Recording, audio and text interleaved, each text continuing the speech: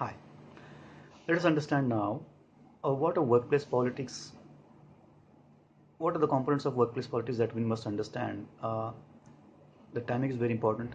If you can learn about this before getting into professional careers and actual workplaces, it will really save a lot of time, money obviously, and resources throughout our careers.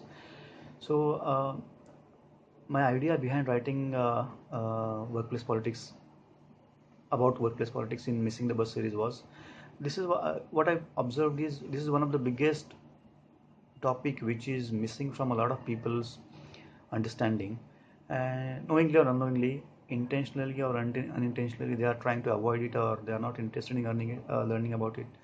Either they are ignoring it, or they are not ready to accept the fact that workplace politics is part and parcel of the game, personal as well as professional game. Now, while deciding, while working on the Missing the Bus series, I thought of covering this topic very importantly, other than the basic life skills, which are certainly missing from a lot of people's lives. Basic life skills related to soft skills, as well as understanding of money, and the most critical point is about health. So this second book in the series of Missing the Bus, which is about workplace politics, what we basically cover is understanding workplace politics, what it means, and how it can affect our professional as well as personal life. The typical reasons behind workplace politics, why almost all the corporate as well as non-profit organizations, any place wherein a lot of people are coming together and working towards set goal, why there are situations wherein politics creeps up almost every time at all the places. The reasons are very important. Why we are covering the reasons in the book. As we discussed in the previous video, a lot of us tend to think that I'm not a political person and I will avoid it. I will work. I will depend only on my individual contribution, and I will make progress throughout my career. It is actually, unfortunately, not true, because in a professional life, individual contribution can take you maybe 2, 3, 4, 5, 6 years in your life, in your early career. After that, you are supposed to manage a team. You are supposed to guide, mentor different teams and different people in your organization, so that you can use your experience and get them to work towards the set objectives. So as and when we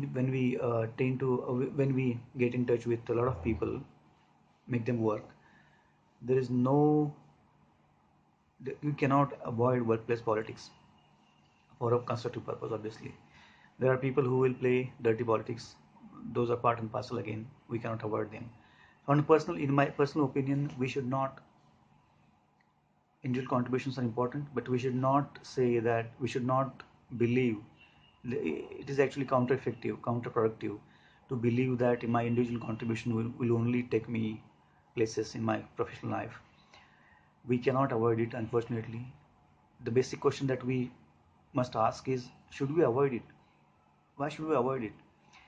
We are not going to play any dirty politics. Politics in a positive sense can be used, and in a constructive sense can be used to bring people together, to make them work as a team, to make them work to their strengths, which can be utilized towards achieving greater success together, cohesively, without hurting each other's uh, agendas, so to say.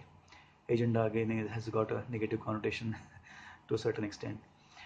Uh, while we are working, the next very important aspect we are missing from our career mapping. I'll not say career planning, is when we select a certain company or organization where we are joining. There are certain aspects which must be understood, other than obviously the commercials, the health of the company, and the scope of growth, etc., etc. The important part to understand is your potential, or is your prospect organization where you are joining is infested with workplace politics? how is the political setup in the organization? Is senior management actively enjoying and motivating people to play politics, dirty tricks, and how the growth is, how the promotions, how the growth in that particular organization is decided upon. How, what the typical responses of workplace politics are in the organizations. Once we understand these points, then it obviously becomes very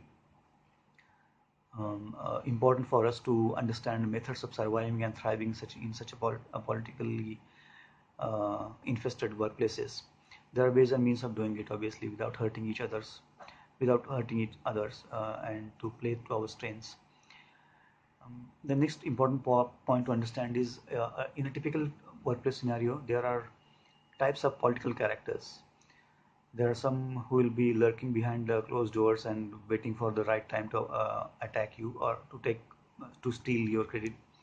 Then there are people who will very actively sabotage your work, or try to sabotage your work. They will divert your attention, and then uh, uh, behind the curtains will tell your boss that this gentleman is not very effective and he is not very good in communication and he's not team player, etc., etc. So there is always the internal competition for the promotions and good opportunities in the organization. So only individual contribution will take us to a certain distance, but these active aspects of professional life must also be understood. Then, if you are looking at a career as a let us say 30, 35, or 40 years of span, there are multiple stages in a career wherein development stages, obviously, in a career wherein we need to improve, or we need to learn certain skills. And if you look at 40 years of span of professional life, generally speaking, by thumb rule, every 5 to 7 years, you need to acquire certain skills, personal soft skills which are not technical in nature, but as a personal development of managing people, motivating them, mentoring them, extracting the best from the people, and obviously by at the same time shielding or defending yourself against your competition, internal competition as well as external competition, and not allowing people to take you for granted, to utilize you for their own agendas. So there are certain these development stages and tipping points in the career must be understood, which are covered in the book. We'll certainly go through it. And the last important part is, how do we how do we how do we